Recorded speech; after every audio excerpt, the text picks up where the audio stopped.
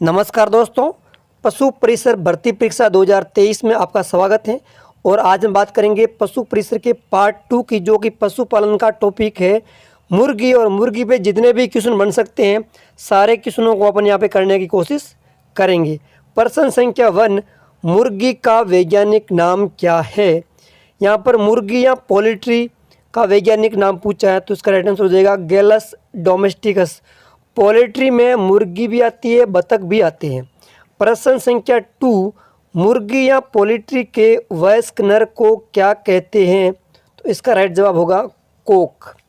प्रश्न संख्या 3, मुर्गी के वयस्क मादा को किस नाम से जानते हैं, तो इसका जवाब होगा हैन।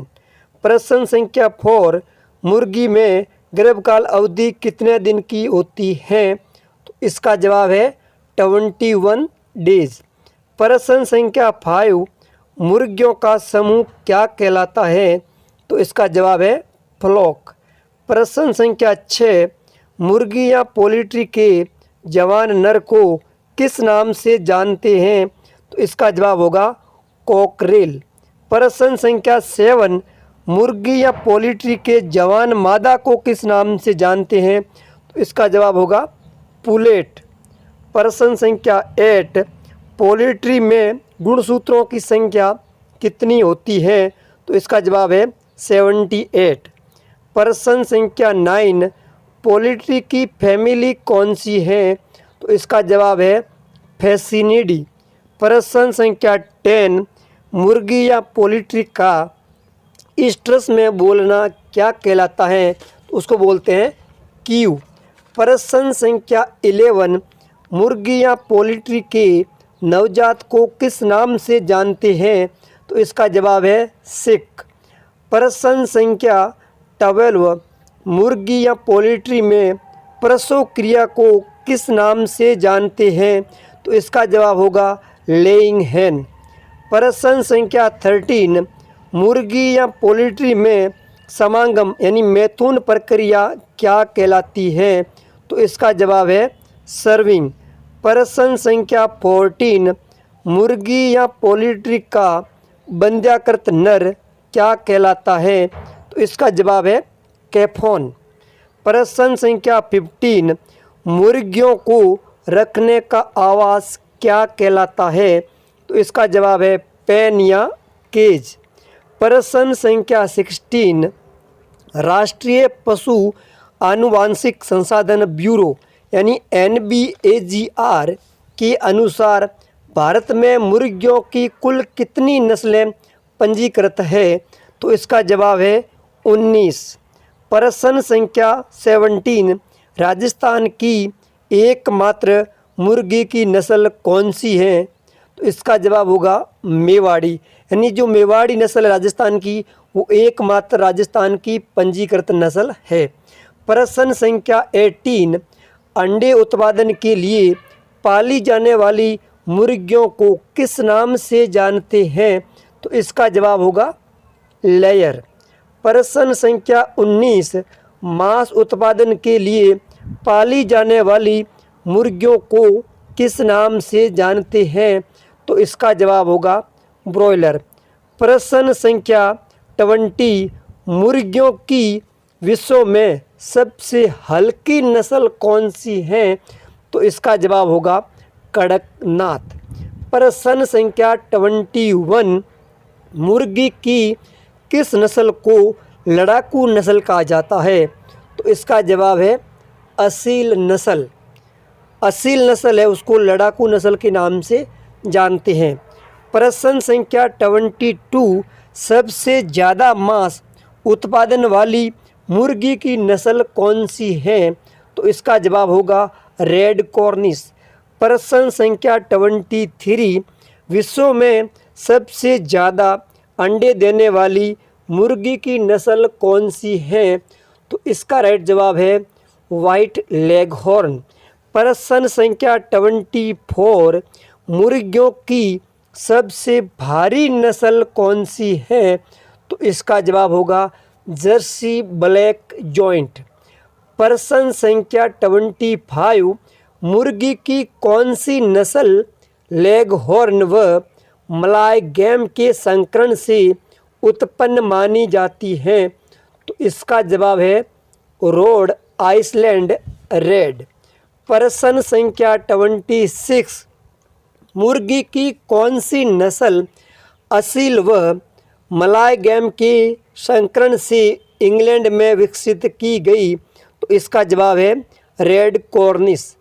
प्रश्न संख्या 27, मुर्गी की किस नस्ल में कलंगी मटर के दाने जितनी छोटी होती हैं?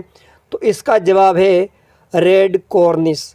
प्रश्न संख्या 28, मुर्गी की कौन सी नस्ल सफ़ेद रंग की व दिखने में सबसे आकर्षक होती है? तो इसका जवाब है वाइट लेगहॉर्न। प्रश्न संख्या 29, मुर्गी की किस नस्ल का मांस काले रंग का व स्वादिष्ट होता है? तो इसका जवाब है कड़कनाथ। प्रश्न संख्या 13, मुर्गी की किस नस्ल में वाटल्स यानी गलचर्म अनुपस्थित होता है? तो इसका जवाब है रेड कॉर्निश। प्रश्न संख्या 31, मुर्गी में नाड़ी दर प्रति मिनट कितनी होती है? तो इसका जवाब है 200 से 400 नाड़ी दर प्रति मिनट।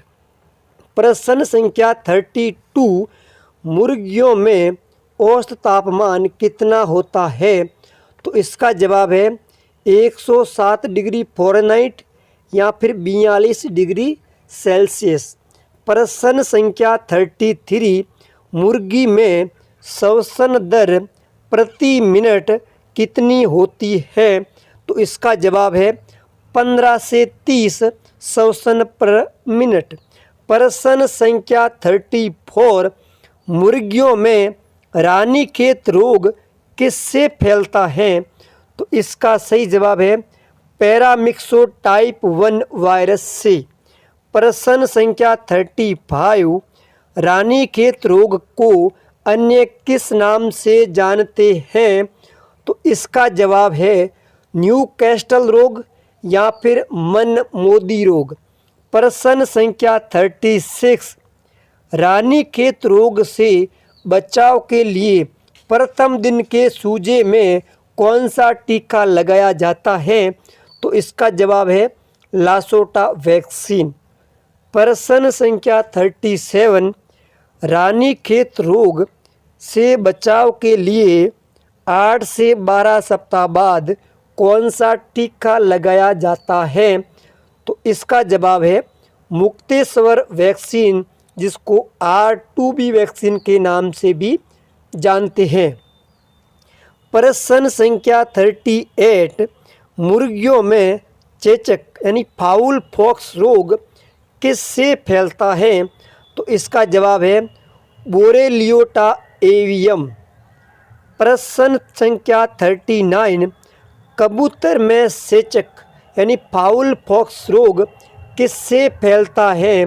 तो इसका जवाब है बोरेलियोटा कोलुम्बी। प्रश्न संख्या 14, टर्की में सेचक यानी फाउल पॉक्स रोग किससे फैलता है? तो इसका जवाब है बोरेलियोटा मेलेग्रिडिस। यानी जब बात मुर्गियों में बात की जाए तो होगा बोरेलियोटा एवियम से, कबूतर में बोरेलियोटा कोलुम्बी से और टर्की में बोरेलियोटा मेलीग्रेडिस से। प्रश्न संख्या 41, मुर्गियों में चेचक यानी फाउल पॉक्स में घाव पर उपचार के रूप में क्या लगाते हैं? तो इसका जवाब है AGNO3 प्लस पिक्रिक अमल। ये तो लगाते हैं घाव पर, और जो सूखी त्वचा होती है उस पर ग्लिसरीन का प्रयोग करते हैं। प्रश्न संख्या 42, मुर्गियों में खूनी पैसिस रोग का कारक कौन सा है? तो इसका जवाब है कॉक्सीडिया आइमेरिया प्रोटोजोआ। यानी जो कॉक्सीडिया आइमेरिया प्रोटोजोआ है, इसके कारण मुर्गियों में खूनी पैसिस या कॉक्सीडियोसिस रोग फैलता है। प्रश्न संख्या 43, मुर्गियों में कौन सा रोग होने पर हरे रंग की दस्त यानी डायरिया वाली अवस्था देखी जाती है?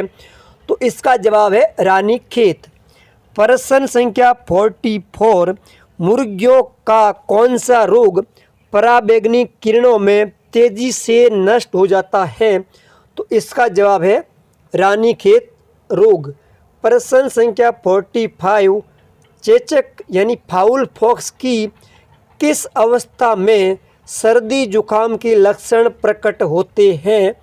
तो ये होते हैं तृतीय अवस्था में, यानी चेचक या फाउल पॉक्स में 3 स्टेज पाई जाती हैं, जिसमें से जो तीसरी स्टेज होती है उसमें सर्दी जुकाम के लक्षण अपन को देखने को मिलते हैं। प्रश्न संख्या 46, किस रोग में मुर्गियों में मल के साथ रक्त आता है? तो इसका सही जवाब है खूनी पेचिश यानी कॉक्सीडियोसिस। प्रश्न संख्या 47, किस बीमारी में मुर्गियों के अगले पैर व गर्दन में लकवा हो जाता है? तो इसका जवाब है रानीखेत रोग में। प्रश्न संख्या 48, मुर्गी के मांस को किस नाम से जानते हैं? तो इसका राइट जवाब है चिकन के नाम से जानते हैं।